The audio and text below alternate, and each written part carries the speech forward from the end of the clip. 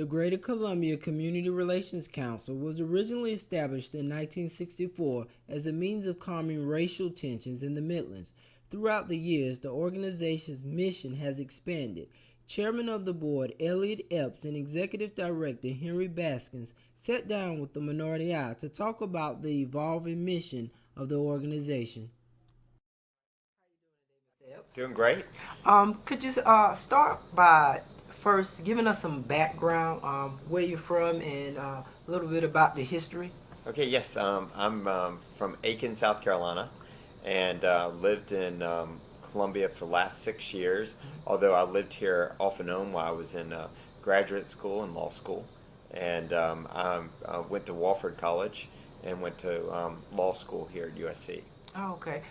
Where did you give us a little bit about your career background? Yes, after undergrad at Wofford, I was a part of the first City Year Columbia Corps here under Mary Louise Ramsdale.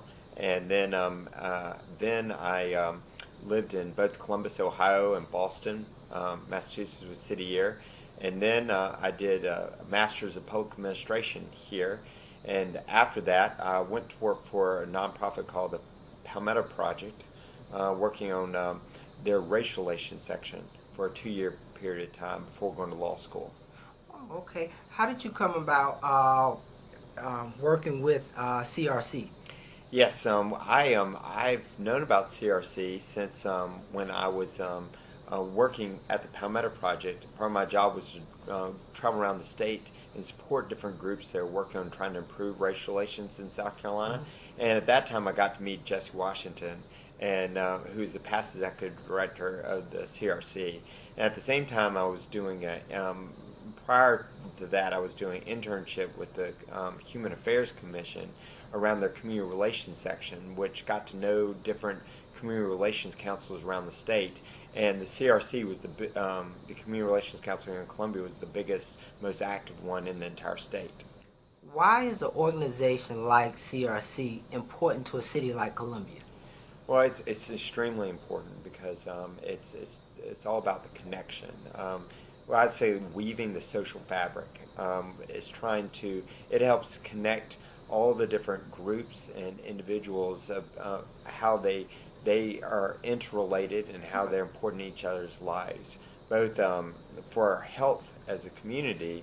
When we talk about how we treat each other and about the quality of life that we can get from that, of just not being nice, but showing true respect and valuing the differences in other people. Okay. And celebrating those differences. Okay. Could you tell us a little bit about your vision for the organization? Well, I'm excited about working with the staff and with Henri about trying to bring back some of our passion. We've had great people in this organization for a long period of time, and we've done very important work. But now trying to make ourselves, for the other community to understand the relevance of the work we do, how it's worth investing in trying to connect with each other so that we can live up to our potential as an entire community. And my vision hopefully our vision, is to try to find our niche. How are we going to help the community be all that it can be by concentrating on how we connect, because we have all the things we need in Columbia to be the best we can be. But if we don't work together and remove the barriers that get in the way of us working together, then we are going to keep making the same mistakes. So for me, it's trying to find ways that we are able to find our niche, to market that niche of how we are core value to the community, and then utilizing the things that we're doing and letting people know about it already. Okay. Mr. Epps, thank you for sitting down with us today. Oh, you're welcome. Thank you. CRC was originally founded in the 1960s to deal with racial tension in Columbia. Throughout the years, your mission has expanded, and now you guys cover several community initiatives and also deal with divisive issues in the community. Can you tell us a little bit about some of your recent forums that you guys have undertook it? Certainly, I'd be glad to. We started with just a round the table discussion as to where are we? What are we going to do? How's this organization going to impact the community? One of the things that happened when I first came on board was a discussion around the penny sales tax, if you remember that. And we felt that people didn't have both sides of the issue. They had one side or the other, but we didn't think that the public was sufficiently educated. So we held a forum around that and invited people from both sides of the issue to discuss it. In fact, it was a debate of sorts. And we believe that debate helped educate people on the value of the penny. And as you know, people voted for it. CRC did not take a side in that issue. We wanted to educate, and that's what we did. We've also had things like the mayoral debate, the recent mayoral debate in the last election. We've had forums around issues such as health care. We've had forums around the recent shooting in Missouri. We've had forums around issues that concern people in the community, and we continue to have forums like that. Okay. Could you tell us a little bit about some of the community initiatives that you guys have? Oh, certainly. When the Affordable Health Care Act was passed, one of the needs was that we needed to educate people on how they would sign up. It was the law of the land. It was not, are you for or against? It was the law of the land.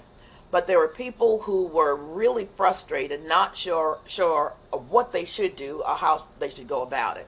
So CRC partnered with several other organizations, and we educated people on what they needed to do to sign up for the ACA, Affordable Care Act.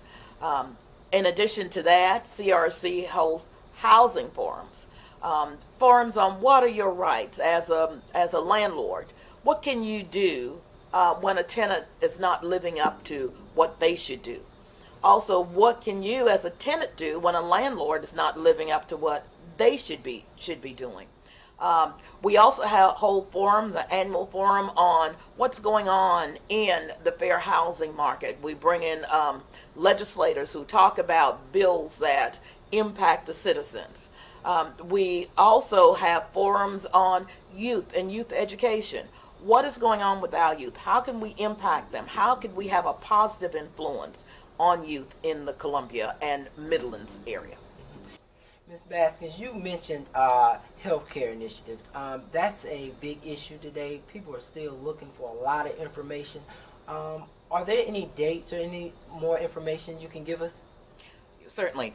CRC has partnered with the cooperative ministry in an attempt to educate folks on what they can do. Beginning November 15th, people will have a chance to enroll in the Affordable Care Act to receive health care coverage.